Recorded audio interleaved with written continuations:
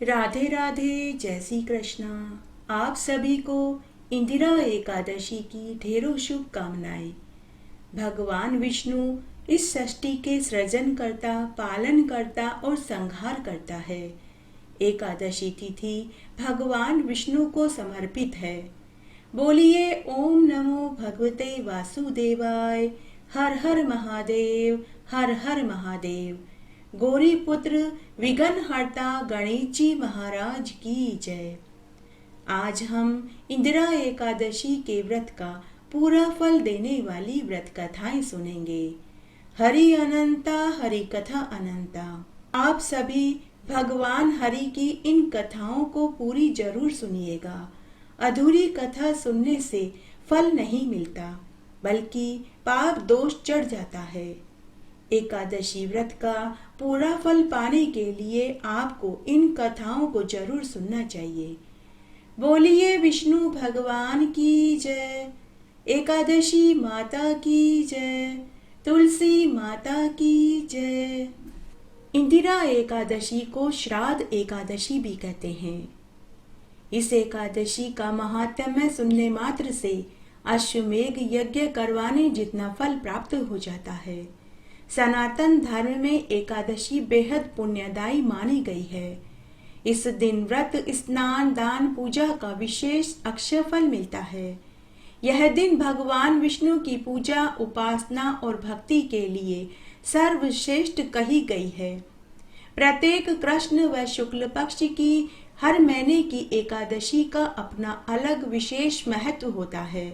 उसी तरह इंदिरा एकादशी सबसे महत्वपूर्ण बताई गई है, क्योंकि पितृपक्ष के दौरान आने से इस एकादशी का व्रत, पूजा, स्नान, दान करने से पितरों की आत्मा को शांति और मोक्ष मिल जाता है।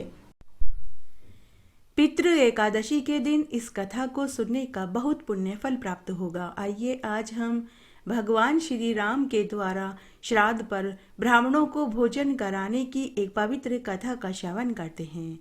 एक बार अयोध्या में भगवान श्री राम ने अपने पितरों का श्राद्ध करने के लिए ब्राह्मणों, साधु संतों और अयोध्या निवासियों को भोजन करा रहे थे। दूर दूर से अनेक ब्राह्मण, साधु संत और अयोध्यावासी टोलियां बना बनाकर भगवान श्री राम के महल में भोजन करने जा रहे थे। तब ऊपर कैलाश पर बैठे हुए भगवान शंकर ने देख लिया। भगवान शंकर ने कौतूहलवश एक ब्राह्मण का रूप धारण करके उन ब्राह्मणों की टोली में शामिल हो गए और मन ही मन सोचने लगे, आज मैं अपने भक्त श्री राम के हाथ से भोजन करूंगा। तो भगवान शंकर सभी ब्राह्मणों के साथ पंक्ति में भोजन खाने के लिए बैठ गए। जब भगवान श्री राम ब्राह्मणों को भोजन परोस रहे थे तो उन्होंने अपने अंतर चक्षु से बूढ़े ब्राह्मण वेश में शंकर भगवान को पहचान लिया। वे समझ गए कि मेरे प्रिय भगवान मेरी परीक्षा लेने हेतु यहाँ पधारे हैं। तब भगवान श्री राम ने वृद्ध ब्राह्मण वेश में अपने भगवान के कर कमलों को धोया और उन्हें उत्तम आसन पर बैठाया और उन्हें भोजन परोसने लगे। जब लक्ष्मण, भरत और शत्रुघ्न बूढ़े ब्राह्मण वेश में भगवान शंकर को भोजन परोसते तो उनके भोजन परोसते ही सारा भोजन एक गास में ही खत्म हो जाता और उनकी पत्तल खाली हो जाती।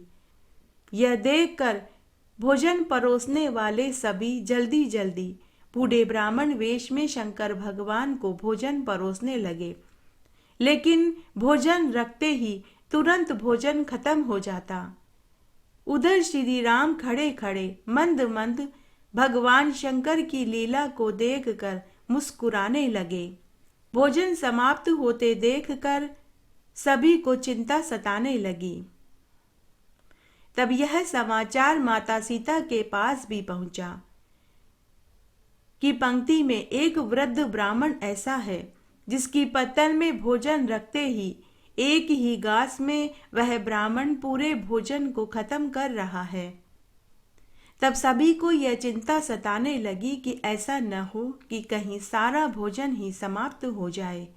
थोड़ी ही देर में बनाया हुआ सारा भोजन समाप्त हो गया, परंतु फिर भी शंकर भगवान को तृप्ति प्राप्त नहीं हुई। तभी भगवान श्री राम ने माता अन्नपूर्णा को याद किया और उनसे निवेदन किया कि हे माते, अब आपको ही यहाँ आना होगा। उसी समय माता अन्नपूर्णा वहां प्रकट हो गई। भोजन परोसने वाले सभी वहां से हट गए। तब माता अन्नपूर्णा को देखकर भगवान श्री राम ने कहा कि हे माते, अब आप ही शंकर भगवान की क्षुधा को शांत कर सकती हैं। अब आप ही अपने स्वामी को अपने हाथ से भोजन परोसिए, तभी उन्हें तृप्ति प्राप्त होगी। जैसे ही माता अन्नपूर्णा ने भंडार गृह में कदम रखा, उसी क्षण वहां तरह तरह के व्यंजन आ गए। जैसे ही माता अन्नपूर्णा ने भोजन पात्र को हाथ में लिया तो उसमें रखा भोजन अक्षय हो गया। वे स्वयं भगवान विश्वनाथ को भोजन परोसने गई। माता अन्नपूर्णा ने भगवान शंकर की पत्तल में एक लड्डू परोसा। भगवान शंकर लड्डू खाते खाते थक गए, लेकिन वह लड्डू समाप्त ही नहीं हो रहा था। माँ ने दोबारा भगवान महादेव को लड्डू परोसना चाहा, तो शंकर भगवान डकार लेते हुए बोले कि हे प्रिय, मेरी क्षुधा शांत करने के लिए आखिर तुम्हें ही आना पड़ा। माँ अन्नपूर्णा काशी की अधीश्वरी है, इसीलिए वहां एक कहावत कही गई है, बाबा बाबा सब कहे, माई कहे न कोई, बाबा के दरबार में माई कहे सो होए। अर्थात जहाँ माता अन्नपूर्णा होती है, वहां पर कभी भी भोजन खत्म नहीं होता, अन्न धन के भंडार भरे रहते हैं। बोलिए भगवान महादेव की जय, माता अन्नपूर्णा की जय, सियापति रामचंद्र हनुमान जी की जय। आज के दिन जगत के पालनहार विष्णु भगवान के साथ माता लक्ष्मी जी की पूजा करने का विशेष फल मिलता है। इस एकादशी के व्रत और पूजा के साथ गरीबों जरूरतमंदों को दान देने से जन्मों जन्मों के पाप कट जाते हैं।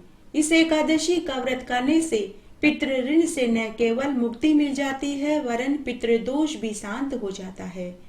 इस एकादशी के दिन दान के बारे में एक श्लोक विष्णु पुराण में कहा गया है, तपः परम कृतयुगे त्रेतायाम ज्ञान मुच्यते, द्वापरे यज्ञ में वाहु दान में कम कलो युगे। अर्थात सतयुग में तप, त्रेता युग में ज्ञान, द्वापर में यज्ञ और कलयुग में दान मनुष्य के कल्याण का एकमात्र साधन है।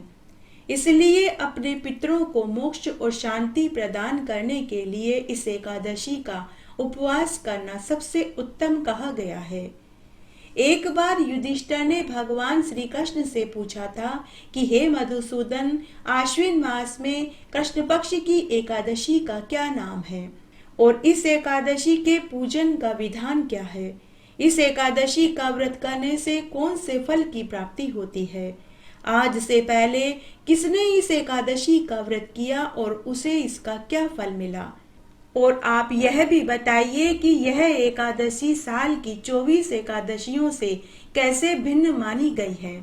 तब भगवान श्री कृष्ण युधिष्ठिर से बोले कि हे राजन, आश्विन मास के कृष्ण पक्ष की एकादशी का नाम इंदिरा एकादशी है। इंदिरा एकादशी माता लक्ष्मी का ही एक नाम है। इस एकादशी का व्रत करने से न केवल व्रती मनुष्य के पाप नष्ट होते हैं, बल्कि अगर पूर्वजों को नरक का वास मिला हो तो उनका भी उद्धार हो जाता है, उन्हें भी स्वर्ग का सुख मिल जाता है। जो व्यक्ति व्रत के साथ इंदिरा एकादशी की कथा और महात्म्य का श्रवण कर ले तो उसे अश्वमेध यज्ञ करवाने जितना फल मिल जाता है। हे युधिष्ठिर, इस एकादशी का व्रत सतलोक में एक राजा ने किया था। उन्हें इसका क्या फल मिला, आज मैं तुम्हें वही सत्य कथा सुनाता हूँ, तुम ध्यान से सुनो। सतयुग में महिष्मति नाम की नगरी में इंद्रसेन नाम का एक राजा रहता था। वह बड़ा ही बुद्धिमानी, पराक्रमी, धर्मात्मा प्रवृत्ति का था। वह अपनी प्रजा का पालन पुत्र के समान ही करता था। हमेशा विष्णु भगवान की सेवा और पूजा में संलग्न रहता था। गरीबों, जरूरतमंदों व योग्य ब्राह्मणों में अन्न, वस्त्र, रुपया, कपड़े, कंबल आदि का दान करता। उसने अपने राज्य में कुएं, तालाब, धर्मशाला, स्कूल, बावड़ी सभी खुलवाए। मार्ग में दोनों तरफ छायादार वृक्ष और फलों के पेड़ लगवाए थे। इसी कारण उसके राज्य में पूरी प्रजा सुखी थी। उसके पराक्रम, दयालु और दानवीरता से उसकी चारों लोकों में प्रसिद्धि फैली हुई थी। भगवान विष्णु की उसके ऊपर असीम अनुकंपा थी। हमेशा की तरह एक दिन वह राजा अपने सभी मंत्रियों और सभापतियों के साथ दरबार में बैठे हुए थे कि तभी आकाश मार्ग से एक देव विमान राजा के दरबार में उतरा। उसमें देवदूतों के साथ भगवान विष्णु के परम प्रिय भक्त नारद मुनि आए थे। नारद मुनि को देखकर राजा अपने सिंहासन से उतरकर उनका आतिथ्य सत्कार किया। उनके चरणों को धोकर अर्घ्यपान आदि भेंट किया।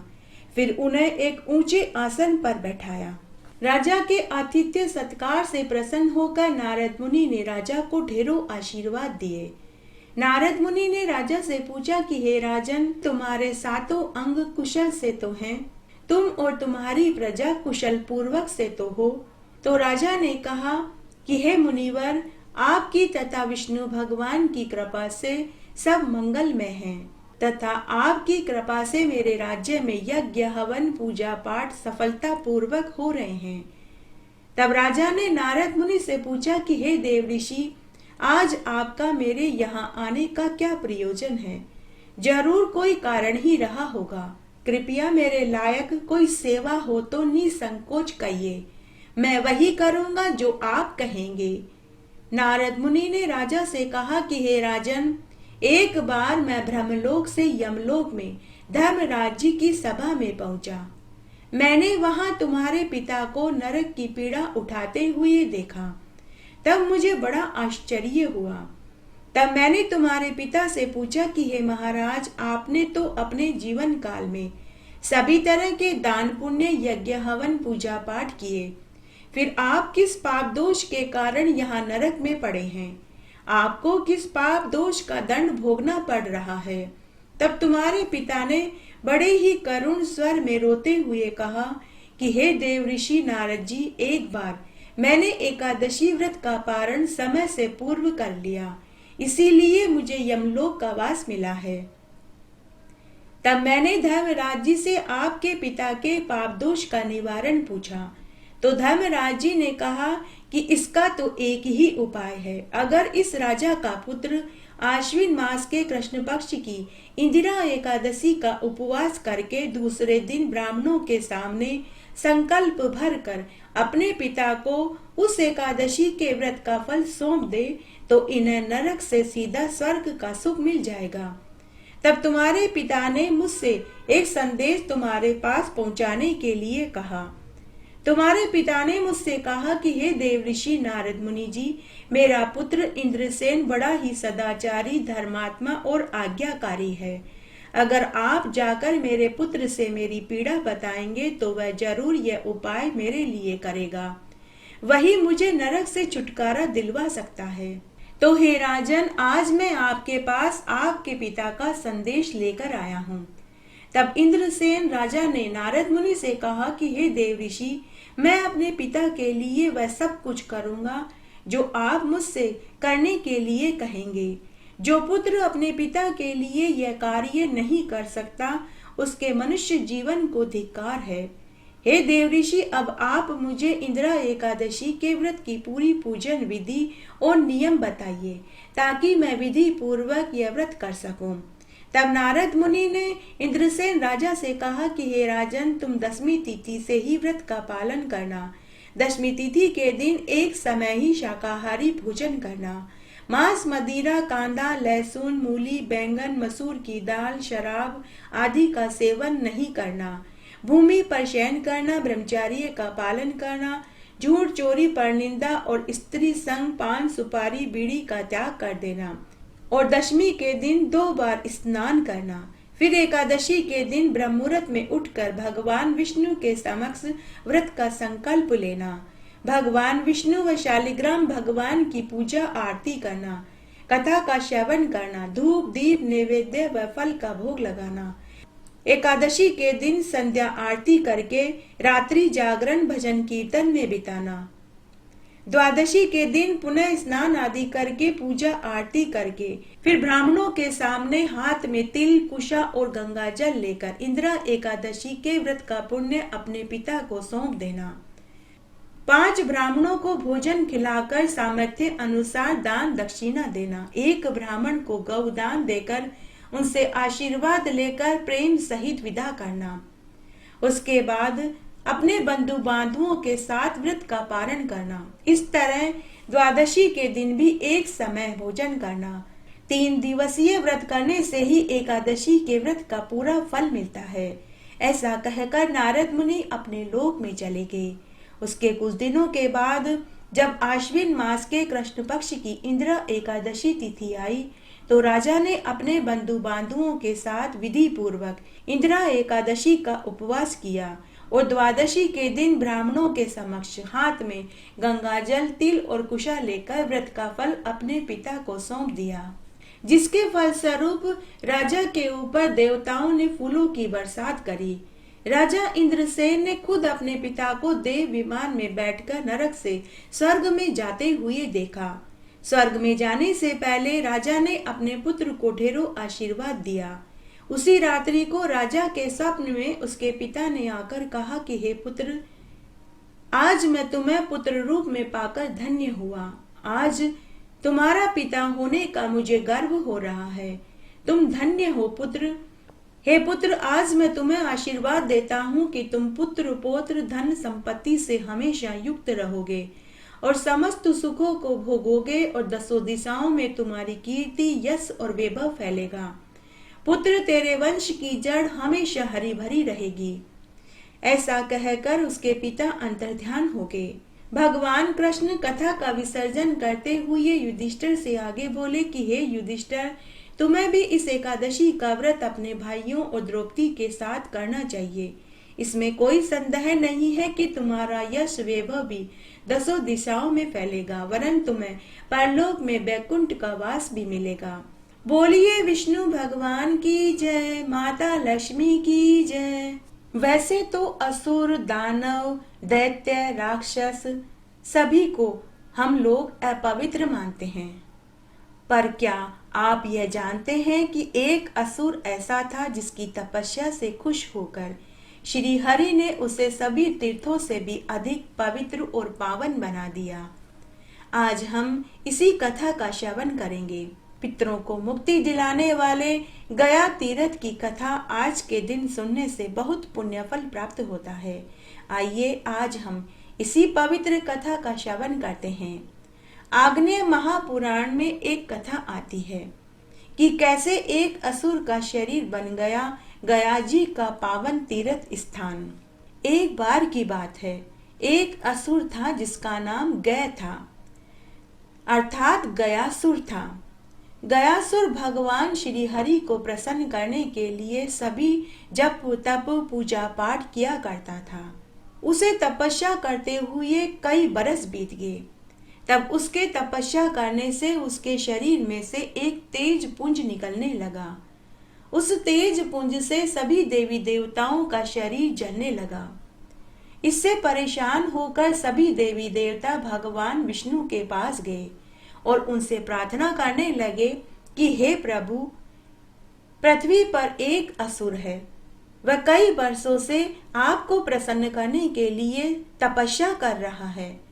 उसके तपस्या करने से उसके शरीर से एक तेज पुंज निकल रहा है, जिससे हम सभी देवी देवताओं का शरीर जल रहा है। अतः अब आप ही कोई उपाय कीजिए। देवी देवताओं की दयनीय स्थिति को देखते हुए भगवान श्री हरि ने उन्हें आश्वासन दिया। उसके बाद सभी देवी देवता अपने अपने लोक को चले गए। उसके बाद भगवान विष्णु गयासुर के सामने प्रकट हो गए। अपने सामने अपने आराध्य देवता को देखकर गयासुर भाव विभोर हो गया। तब भगवान विष्णु ने गयासुर से वरदान मांगने को कहा। भगवान विष्णु ने गयासुर से कहा कि हे पुत्र, मैं तेरी तपस्या से प्रसन्न हुआ। तुम अपने लिए कोई वरदान मांग लो, आज मैं तुम्हें एक वरदान देने आया हूँ। इस पर उस असुर ने भगवान से कहा कि हे प्रभु, अगर आप मुझसे प्रसन्न हैं और मुझे वरदान देना चाहते हैं तो यह वरदान दीजिए कि मैं सभी तीर्थों से भी अधिक पवित्र हो जाऊं। भगवान विष्णु ने गयासुर को उसका मनवांछित वरदान दे दिया और तथास्तु कहा। भगवान विष्णु ने सोचा कि वरदान देने से यह असुर तप करना छोड़ देगा और देवताओं की परेशानी समाप्त हो जाएगी, लेकिन ऐसा नहीं हुआ। गयासुर को भगवान विष्णु से जो वरदान मिला उसके कारण पूरी पृथ्वी सूनी होने लगी। धीरे धीरे उस गयासुर की ख्याति सभी जगह फैल गई कि जो भी उस असुर का दर्शन कर लेगा उसे सीधे मोक्ष की प्राप्ति होगी। अब प्रत्येक प्राणी गयासुर के दर्शन करने के लिए वहां पहुंचने लगा। मनुष्य तो छोड़ो, सभी जीव जंतु जिनावर तक भी उस गयासुर के दर्शन करके सीधे मोक्ष को प्राप्त होकर भगवान के लोक में पहुंचने लगे। यह देखकर देवी देवताओं की परेशानी और भी बढ़ गई। सभी देवी देवता ब्रह्मा जी को साथ लेकर श्री हरि के पास पहुंचे और कहने लगे कि हे प्रभु, आपके द्वारा गयासुर को जो वरदान दिया गया उससे पूरी पृथ्वी सूनी हो गई, सारा नरक सूना हो गया। सभी मनुष्य जीव जंतु जिनावर उस असुर के दर्शन करके आपके लोक को प्राप्त हो रहे हैं, पूरी पृथ्वी सूनी हो रही है। भगवान विष्णु देवताओं की बात सुनकर मंद मंद मुस्कुराने लगे। तब भगवान विष्णु ने ब्रह्मा जी से कहा कि हे पितामह, आप सभी देवताओं को साथ लेकर गयासुर के पास जाइए और उनसे यज्ञ करने के लिए उसकी पवित्र भूमि को मांग लीजिए। तब ब्रह्मा जी विष्णु भगवान से आज्ञा लेकर सभी देवी देवताओं को साथ लेकर गयासुर के पास गए और उससे कहा कि हे असुर, हमें यज्ञ करने के लिए पवित्र भूमि चाहिए, परंतु आपके शरीर से पवित्र और कौन सा स्थान हो सकता है। अतः आप हमें आपका शरीर यज्ञ करने के लिए प्रदान कर दीजिए। गयासुर ने खुशी खुशी अपना शरीर यज्ञ करने के लिए दे दिया। तब ब्रह्मा जी ने सभी देवी देवताओं के साथ गयासुर के मस्तक पर यज्ञ आरंभ कर दिया। जैसे ही यज्ञ में पूर्णाहुति दी जाने लगी तो गयासुर का शरीर चंचल हो गया। यज्ञ के समय वह विचलित होने लगा। यह देखकर भगवान विष्णु धर्म को बुलाते हैं और उनसे देवमयी शीला को गयासुर के शरीर पर रखने को कहते हैं। देवमयी शीला और कोई नहीं बल्कि धर्म और उनकी पत्नी धर्मवती की पुत्री धर्मव्रता है। धर्मव्रता का विवाह ऋषि मरीचि के साथ हुआ था। अज्ञानतावश ऋषि मरीचि ने अपनी पत्नी को सेवा से विमुख होने के कारण शीला होने का शाप दे दिया था, परंतु कठोर तपस्या करके धर्मव्रता ने श्री हरि से कहकर इस शाप को भी वरदान में बदल लिया था। जब श्री हरि के कहने पर इस शिला को गयासुर के शरीर पर रखा गया तो भी उसका शरीर बार बार में हिल रहा था। यह देखकर अन्य देवताओं के साथ रुद्र और ब्रह्मा जी भी उस शिला पर जाकर बैठ गए, लेकिन शिला का फिर भी हिलना बंद नहीं हुआ। वह देवताओं को भी अपने साथ हिलाने डुलाने लगा।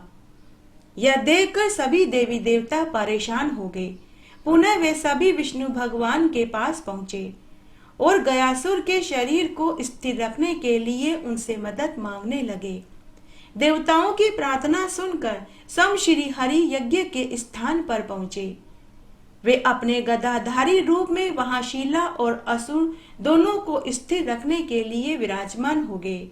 उनके हाथ में पकड़ी हुई गदा को आदि गदा और उनके उस स्वरूप को आदि गदाधर कहा गया। श्री हरि के वहां स्थित होते ही गयासुर स्थिर हो गया। तब गयासुर ने सभी देवी देवताओं से कहा कि हे देवी देवताओं, आपको इतना उपक्रम करने की जरूरत ही नहीं थी। अगर भगवान श्री हरि मुझे पहले ही कह देते तो मैं अपना शरीर पहले ही स्थिर कर देता। अब चूंकि गयासुर को शिला से दबाया जा चुका था, उसने देवताओं के खातिर बहुत बड़ा बलिदान दिया था। तब देवताओं को उसके ऊपर दया आ गई।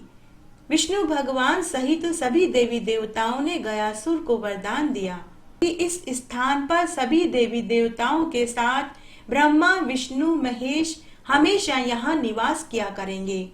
इस स्थान की प्रसिद्धि सभी तीर्थों से बढ़कर होगी और पितर आदि के लिए भी यह क्षेत्र ब्रह्मलोक माना जाएगा।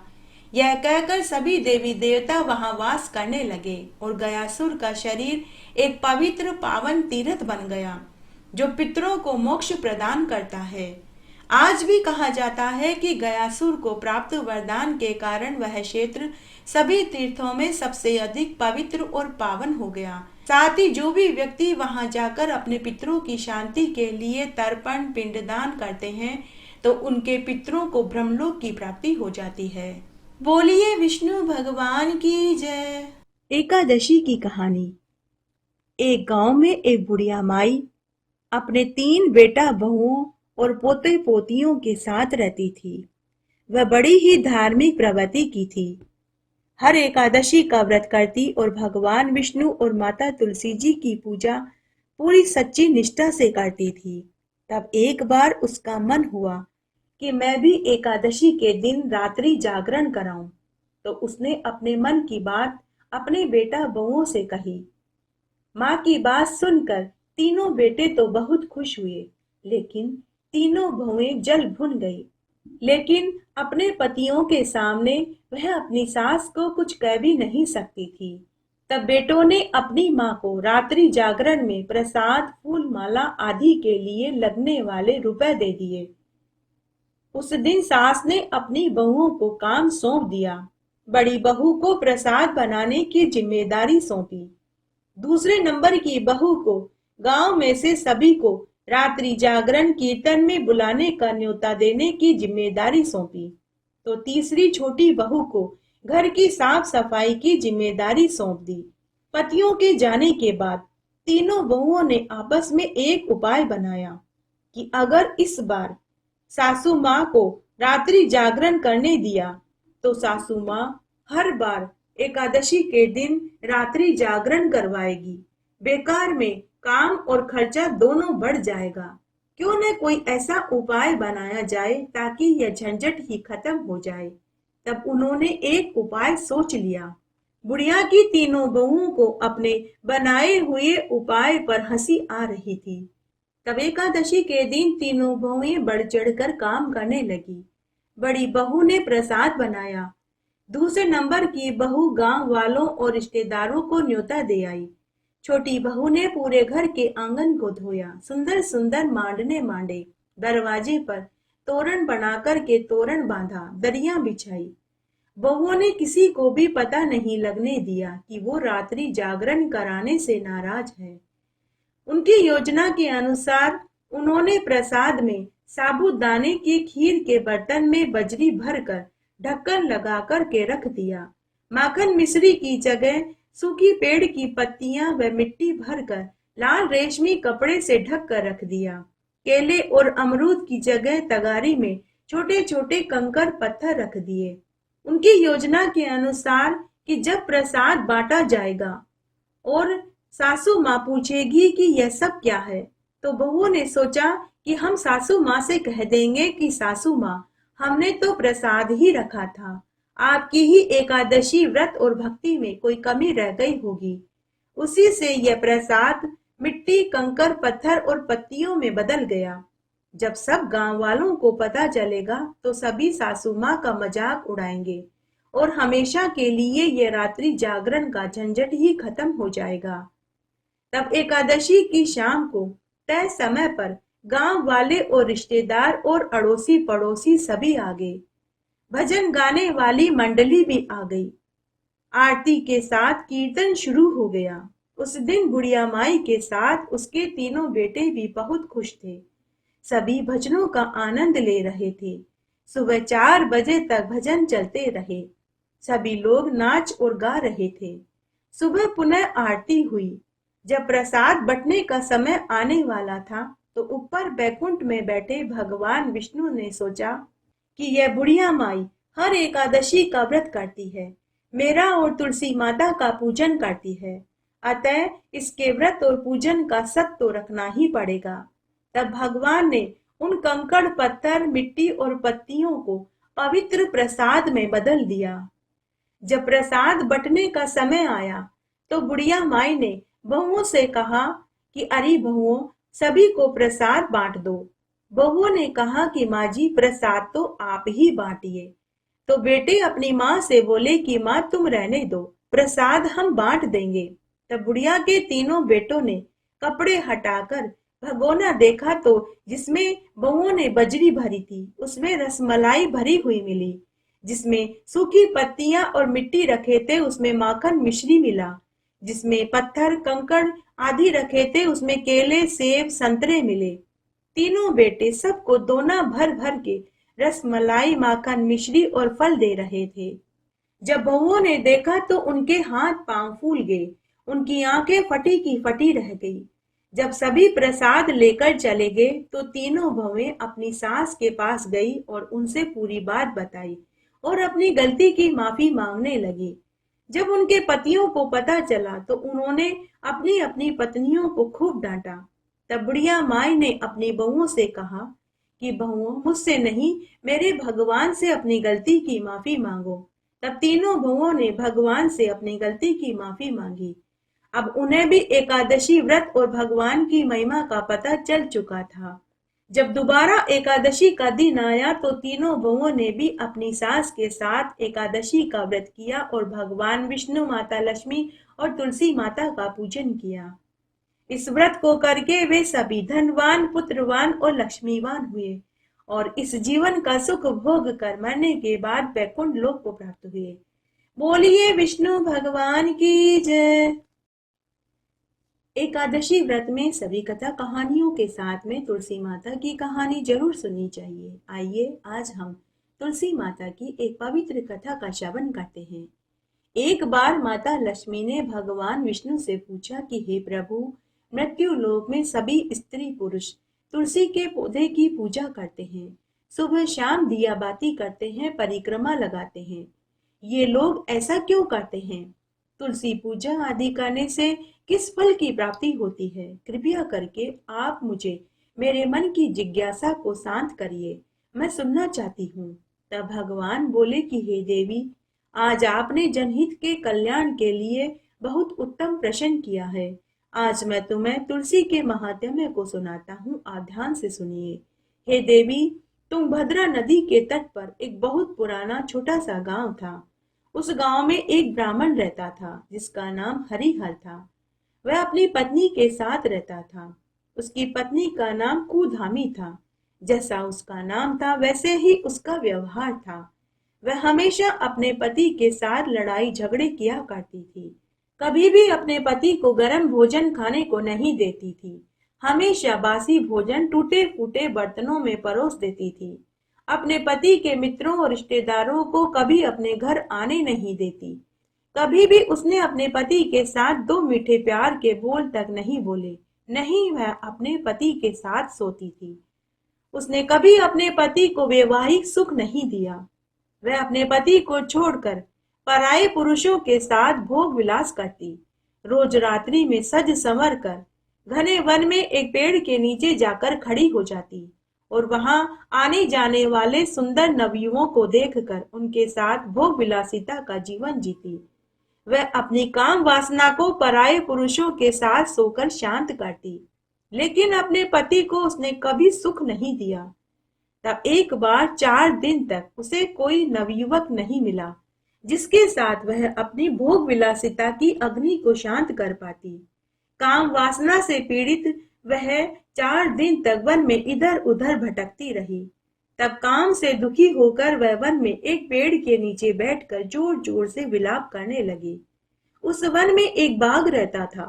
वह कई दिनों से भूखा था। जब उसने किसी के रोने की आवाज सुनी तो वह बाघ उस स्त्री को खाने को झपटा। बाघ को देखकर ब्राह्मणी के पसीने छूट गए। वह बुरी तरह से कांपने लगी। बाघ ने अपने पंजों से उस ब्राह्मणी की गर्दन को पकड़ लिया। वह ब्राह्मणी जोर जोर से रोने चीखने लगी और बाघ से बोली कि हे भाग, मैं एक ब्राह्मणी हूँ, मुझे खाने से तुझे पाप दोष चढ़ जाएगा। तुम मुझे क्यों मारना चाहते हो? मैंने तुम्हारा क्या बिगाड़ा है? तो बाघ हंसते हुए बोला कि हे कुधामी, विधाता ने ही आज तुझे मेरा भोजन बनाकर यहाँ भेजा है। हे दुष्टा पापिन, मैं केवल तुझ जैसी पापिन स्त्रियों को ही खाता हूँ। तूने ब्राह्मणी होने का कोई फर्ज नहीं निभाया, न तो तूने कभी अपने पति का कहना माना, कभी तूने कोई व्रत उपवास दान पुण्य नहीं किया। तुझे खाकर मैं धरती पर से एक बोझ को खत्म कर दूंगा। मैं पतिव्रता नारी, कुंवारी कन्या और सती महिला को नहीं खाता, मैं केवल तुझ जैसी स्त्रियों को ही खाता हूँ। यह सुनकर ब्राह्मणी भाग से बोली कि हे भाग, तुम मुझ जैसी पदभ्रष्ट स्त्री को ही क्यों खाते हो? तुम्हें किस पाप दोष के कारण बाघ की योनि मिली? मुझे मारने से पहले तुम मुझे अपने पूर्व जन्म के बारे में सुनाओ। मेरी सुनने की जिज्ञासा हो रही है, उसके बाद तुम मुझे खा लेना। तब बाघ बोला कि मैं पूर्व जन्म में एक ब्राह्मण का पुत्र था। मुझे शास्त्र विद्या का तनिक भी ज्ञान नहीं था, फिर भी मैं यज्ञ हवन पूजा पाठ धन के लोभ में करता रहा। मैं झूठे शास्त्र झूठे मंत्र बोलकर यज्ञ हवन करता रहा। ब्राह्मण होकर भी मांस मदिरा शराब पर स्त्री गामी रहा। बुरे व्यसनों में लगा रहा। बुरी संगति में पड़कर मैं ऐसे दान भी लेने लगा जो एक ब्राह्मण को नहीं लेना चाहिए। मैंने बुरे कार्य करके बहुत सा धन कमाया, लेकिन कभी भी मैंने अपने धन का सदुपयोग नहीं किया। तब एक दिन एक पागल कुत्ते के काटने से मेरी मृत्यु हो गई। उसी समय यम के दूत मुझे मुकद्दरों से मारते हुए यमपुरी में ले गए। तब यमराज ने चित्रगुप्त जी से मेरे कर्मों का लेखा जोखा पूछा। तो चित्रगुप्त जी ने कहा कि हे धर्मराज जी, इसने ब्राह्मण कुल में जन्म लेकर भी कोई भी अच्छा कार्य नहीं किया। झूठे वेद, झूठे शास्त्र और झूठे मंत्र बोलकर यह यज्ञ हवन पूजा पाठ करता रहा। इसने न केवल धर्म विरोधी कार्य किया, बल्कि इसने भगवान के मंत्रों और जापों का भी निरादर किया। यह सुनकर यमराज क्रोधित हो गए और अपने दूतों से बोले, हे दूतों, इसे कुंभी पाक नरक में डाल दो, जहां यह 100 वर्ष तक नरक की पीड़ा का दुख भोगेगा। उसके बाद 5 बार पिशाच योनि में जाएगा और अगले जन्म में यह बाघ की योनि में जाएगा। जब यमराज मुझे इस तरह की सजाएं दे रहा था, तब मैं यमराज से हाथ जोड़कर रोते रोते विनती करके पूछने लगा कि हे यमराज जी, बाघ की योनि से छूटने के बाद मुझे मनुष्य की योनि कब और कैसे प्राप्त होगी? कृपया करके मेरे शाप मुक्ति का उपाय बताइए। तब मेरे करुण वचन सुनकर यमराज ने मुझसे कहा कि जब तुम्हें बाघ योनि मिलेगी तो तुम दुराचारी कुल्टा स्त्री का ही भक्षण करना, तो तुम बहुत जल्दी बाघ योनि से छूट जाओगे। लेकिन अगर तुमने कभी किसी पतिव्रता नारी, कुंवारी कन्या या सती स्त्री का भक्षण किया तो तुम्हें पुनः नरक का दुख देखना पड़ेगा। इसीलिए आज मैं तेरा भक्षण करके बाघ योनि से हमेशा हमेशा के लिए छूट जाऊंगा, क्योंकि तूने पूरी उम्र अपने पति को दुख के अलावा कुछ नहीं दिया। पूरी बात कहने के बाद बाघ ने अपने तीक्ष्ण पंजों और नाखूनों से उस स्त्री को चीर फाड़ कर खा गया। तभी वहां यमदूत प्रकट हो गए और उस पापिन को नागपाश में बांधकर घसीटते हुए सभी नरकों को दिखाते हुए नरक में लेकर के गए। तब यमराज की आज्ञा से उस ब्राह्मणी को चांडाल की योनि मिली। वह चांडाल की योनि में भूख और प्यास से दुखी होकर एक वन से दूसरे वन में भटकने लगी, लेकिन उसे कहीं भी तृप्ति नहीं मिल रही थी।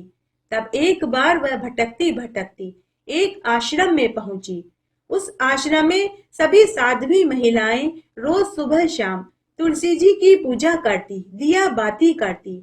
तब वह चांडाली उन साध्वी और तपस्वी महिलाओं को तुलसी जी की पूजा पाठ और दिया बाती करते हुए देखने लगी। तब एक दिन एकादशी का दिन था। जब वे साध्वी महिलाएं संध्या के समय तुलसी जी की पूजा, दिया बाती और परिक्रमा करके चली गई, तो पीछे से हवा से दीपक बुझने वाला था। तब उस चंडालिनी ने हवा से बुझते हुए दीपक को बुझने से बचा लिया। साथ ही उसने तुलसी जी के हाथ जोड़कर परिक्रमा करी। इस तरह लगातार वह तुलसी जी की पूजा होते हुए देखने लगी। एकादशी के दिन बुझते हुए दीपक को बचाने से उसे सदगति प्राप्त हो गई। उसी समय वह चांडाल की देह को त्याग कर दिव्य देह धारण करके देवदूतों से पूजनीय और वंदनीय होकर देव विमान में बैठकर स्वर्गलोक में आनंद सुख भोगने को चली गई। हे प्रिय, इस तरह तुलसी जी की पूजा देखने मात्र से और बुझते हुए दीपक को बचाने मात्र से वह चांडालनी को सदगति प्राप्त हो गई। जो भी स्त्री नित्य सुबह शाम तुलसी जी के दिया बाती करेंगी, उन्हें अचल अटल सुहाग मिलेगा। उनके घर में धन धान्य पुत्र पौत्र सुख वैभव बढ़ेगा। हे प्रिय, जितनी तृप्ति 100 घड़े अमृत से मुझे नहलाने से नहीं मिलती, उससे भी अधिक तृप्ति मुझे मात्र तुलसी दल चढ़ाने से ही मिल जाती है। 1 सहस्त्र गौदान करने से जिस फल की प्राप्ति होती है, वही फल मुझे भोग के साथ तुलसी दल चढ़ाने से ही प्राप्त हो जाता है। अगर मरते हुए व्यक्ति के मुख में तुलसी चरणामृत डाल दिया जाए, तो फिर चाहे वह व्यक्ति कितना ही बड़ा पापी क्यों न हो, सीधे वह मेरे ही लोक को प्राप्त होता है। जिस घर के आंगन में तुलसी का पौधा होता है, वहां कभी भी यमराज नहीं जाते, वह स्थान पवित्र हो जाता है। हे प्रिय, ये आज मैंने तुम्हें तुलसी का संपूर्ण महात्म्य सुनाया। जो भी इस कथा को सुनता सुनाता है, वह समस्त सुखों को भोग कर मेरे ही लोक को प्राप्त होता है। बोलिए तुलसी माता की जय।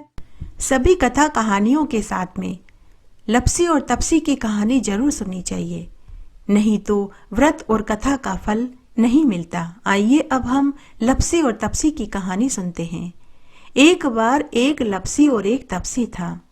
तपसी तो भगवान की तपस्या करता था और लपसी सवासेर की लापसी बनाकर के भगवान को भोग लगाता और बाद में वह खुद जीव लेता था। एक दिन दोनों में लड़ाई होने लगी। लपसी बोला कि मैं बड़ा हूँ, तो तपसी बोला कि मैं बड़ा हूँ। कि तभी नारद मुनि उधर से गुजरे। नारद मुनि ने उन दोनों से लड़ाई का कारण पूछा। तब तपसी और लपसी दोनों ने देवऋषि नारद मुनि को अपनी लड़ाई का कारण बताया और पूछने लगे कि हे देवऋषि, अब आप बताइए कि हम दोनों में से कौन बड़ा है। नारद मुनि ने कहा कि मैं तुम दोनों की लड़ाई का फैसला कल करूंगा। दूसरे दिन नारद मुनि ने दोनों के सामने 1.25 करोड़ की अंगूठियां गिराई। 1.25 करोड़ की अंगूठी देखकर तपसी के मन में लालच आ गया। उसने अंगूठी उठाई और अपने घोड़े के नीचे छिपाकर बैठ गया और तपस्या करने लगा। लेकिन लपसी ने अंगूठी की तरफ देखा भी नहीं। वह नहा धोकर सवासेर की लापसी बनाकर के भगवान को भोग लगाकर खुद जीवने लगा। इतने में नारद मुनि वहां पहुंच गए। दोनों ने नारद मुनि से पूछा कि हे देवऋषि, अब बताइए हम दोनों में से कौन बड़ा है। नारद मुनि ने तपसी से कहा कि हे तपसी, तू अपना घोड़ा ऊपर कर। जैसे ही तपसी ने घोड़ा ऊपर किया तो पांव के नीचे से 1.25 करोड़ की अंगूठी निकली। नारद मुनि ने तपसी से कहा कि हे तपसी, तूने अंगूठी चुराई, इसलिए तेरी तपस्या भंग हो गई, इसलिए लपसी बड़ा है। यह सुनकर तपसी दुखी हो गया और दुखी मन से नारद मुनि से पूछने लगा कि हे देवऋषि, अब मुझे मेरी तपस्या का फल कैसे मिलेगा। नारद मुनि ने तपसी से कहा कि जो कोई भी रोटी बनाकर के बाटियां नहीं बनाएगा तो फल तुझे मिलेगा। ब्राह्मण जिमा करके उसे दक्षिणा नहीं दी तो फल तुझे मिलेगा। बहन बेटियों बुआ भतीजियों को साड़ी देकर ब्लाउज नहीं दिया तो फल तुझे मिलेगा। दिया से दिया जलाया तो फल तुझे मिलेगा। सीधा देकर ब्राह्मण को दक्षिणा नहीं दी तो फल तुझे मिलेगा। महिलाएं सीधे हाथ की तरफ नाड़ा बांधेंगी तो फल तुझे मिलेगा। मकान बनवा कर के थली नहीं बनवाई तो फल तुझे मिलेगा। और कोई सा भी व्रत हो, सभी कथा कहानियों के साथ में लपसी और तपसी की कहानी नहीं सुनी तो फल तुझे मिलेगा। ऐसा कहकर नारद मुनि चले गए। इस तरह आज हमने एकादशी व्रत की संपूर्ण कथाओं का श्रवण किया। अगर आपको ये कहानियां अच्छी लगे तो अपने दोस्तों रिश्तेदारों में जरूर शेयर करना। साथ ही वीडियो को लाइक करना, चैनल को सब्सक्राइब करना न भूलिएगा। इससे मेरा आगे आने वाला वीडियो सबसे पहले आपको मिलेगा। मेरे साथ बने रहने के लिए आपका धन्यवाद। आगे आने वाली कथा कहानी के लिए भी आप इसी तरह मेरे साथ बने रहें। धन्यवाद।